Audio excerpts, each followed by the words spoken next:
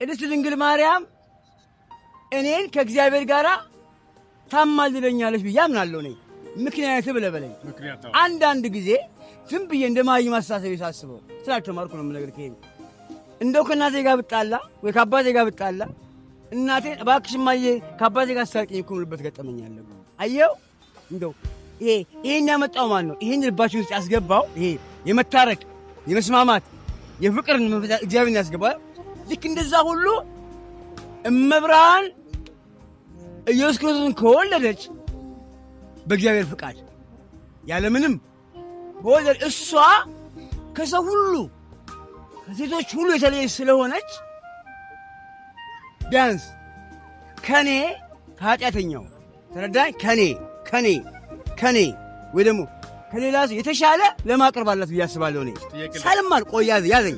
ይሄ ሳልማር ነው እውነት ነው የምነግርህ። ይሄ ተምሬ ገብቶኝ ምናምን ገብቻለሁ። ዝም ብዬ ሳስበው እግዚአብሔር አምላክ ኢየሱስ ክርስቶስ በእሷ ያለምንም ጉዳይ በእግዚአብሔር ብቻ አምሳያ በእግዚአብሔር ፍቃድ ከእሱ ከተወለደች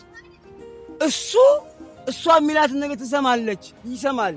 ቢያንስ ራርቶ የሚላት ነገር ትቀበል የሚል አሳባለኝ ውስጤ።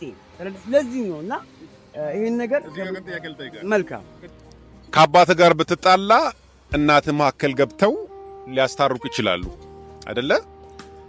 ይሄ እናት አባትም እናትም በህይወት ስላሉ ነው አይደለ?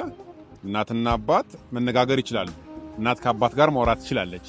ምክንያቱም አንተም እናትን የማውራት እድሉ አለ። አንተም እናትን ና እዚህ ጋር አንተም እናትን የማውራት እድል አለ።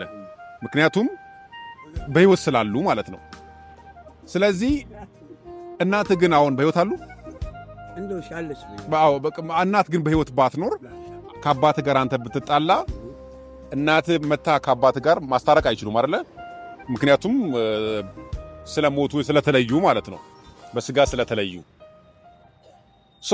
የጌታ ኢየሱስ ክርስቶስ እናት ብጽዕት ድንግል ማርያም ሰው ነች አይደለ? ሰው ነች ደግሞ ጌታ ኢየሱስን ወልዳለች። ታከብራታለህ ወይ? በደንብ አድርጌ ነው ማከብራት። ትወዳታለህ ወይ? እንዴት ነው ማልወዳት? መድኃኒት እኮ ነው በሷ በኩል የተወለደው። ግን በህይወት አሁን አለች ወይ? ድምጼን መስማት ትችላለች ወይ ብትለኝ መስማት አትችልም።